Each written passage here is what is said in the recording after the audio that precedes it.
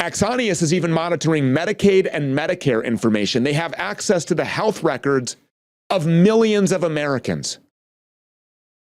And this is just the public information that we're allowed to know about. This is a grand scale turning over of American data and American privacy to a foreign tech company under the direct control of foreign intelligence operatives. Just think of all the spying that the United States government does on its own citizens. And now think about how all of that data is directly in the hands of the Israeli operatives from Axonius and more. They're turning Americans into the next Palestinians, a people who live in an open-air prison where everything that they say or everything that they think or do is subject to scrutiny and punishment, up to and including the death penalty, as Kristi Noem and Benjamin Netanyahu's drone warfare fantasies have made abundantly clear. So who's behind all of this? Well, Axonius was founded back in 2017 by three former Unit 82 operatives, Dean Seisman, Ori Shur, and Avigdor Bartov. Almost immediately after founding Axonius, they got around $4 million worth of seed funding from YL Ventures and Yoav Lederstorf, an Israeli investor with American citizenship, who also happened to be a former member of Unit 8200. And after that investment, they managed to attract hundreds of millions of dollars more from additional Israeli-tied US-based investors like Bessemer Venture Partners, which boasts an office in Tel Aviv, by the way, staffed by former Israeli intelligence operatives.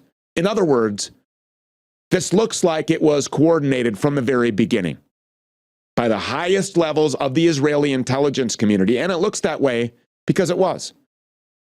In fact, Axonius isn't even really conducting business in America.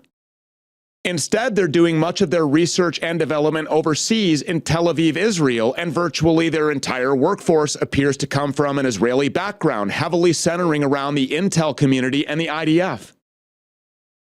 Now, it's important to note here that when Axonius sells their so-called cybersecurity programs to their customers, including federal agencies and entire branches of the military, which is something that we're going to touch on here in just a minute, they are given complete access to everything. They maintain visibility, they maintain control over all of the devices that are associated with their product line.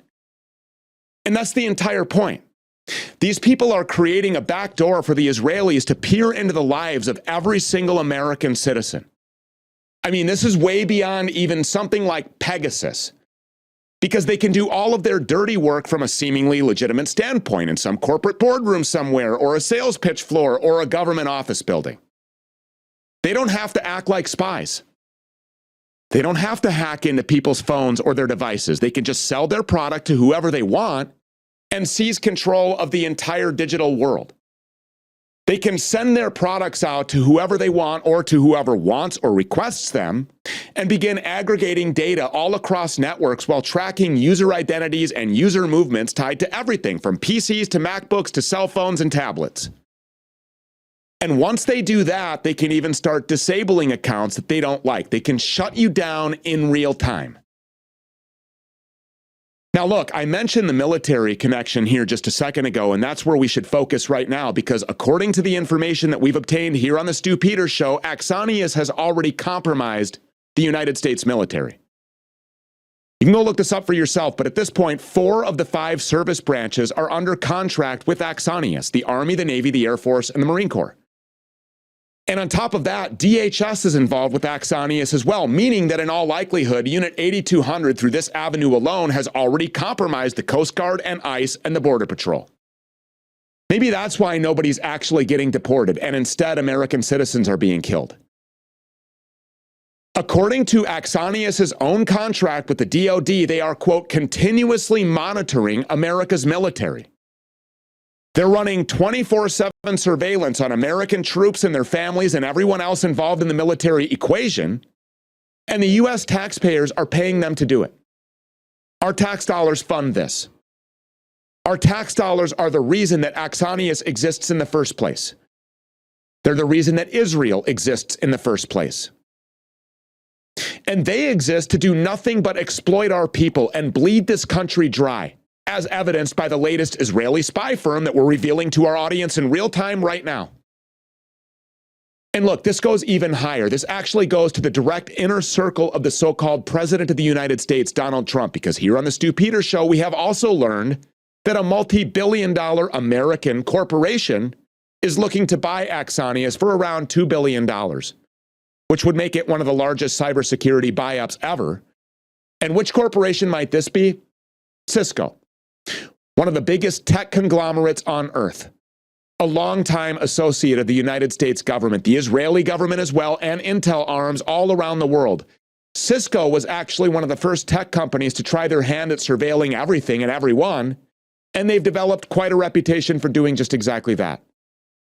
They're monitoring industrial-scale server rooms all across the world right now in real time, plucking all of the data that they can with their own teams of Israeli operatives, and on top of that, Cisco powers data centers for Israeli combat and settlement operations that are then used to store information on Palestinian adversaries and civilians, while at the same time providing handheld technology directly to Israeli boots on the ground, allowing the massacres and the acts of genocide against whoever gets in their way that we have seen in 4K every day since October 7th. So yeah, purchasing Axonius seems like a logical step for these people, doesn't it? Yeah, of course it does. And it seems even more logical when you know who owns Cisco: BlackRock. Right alongside Vanguard and State Street. And who runs BlackRock? You know this by now. None other than Larry Fink, the chairman of the World Economic Forum and a close personal and political associate of Donald Trump. So close, in fact, that Fink doesn't just hang around the White House on a regular basis, but here lately he's been jet-setting with Jared Kushner and Steve Witkoff, flying all around the world, sitting down at negotiating tables, doing the bidding of Israel while he pretends to represent the American people. Kind of like Trump himself.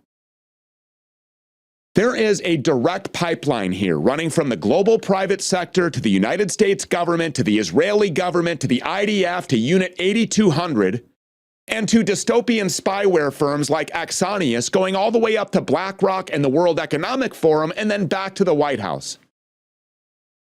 Donald Trump has made it abundantly clear that he wants to go down in history as the AI president. He wants to go down in history as the president that ushered in this new era in American history, an era in which supercomputers and their programmers are in control of everything. All the decisions are made by machines, you have no civil liberties, everyone is compromised, and data is worth more than gold. And in transitioning the United States and the world, for that matter, into this new era, Donald Trump and the rest of the modern-day robber barons are using the United States government as a vehicle to transfer control of everything to the crime state of Israel and Unit 8200. Front groups like Axonius are at the center of all of it.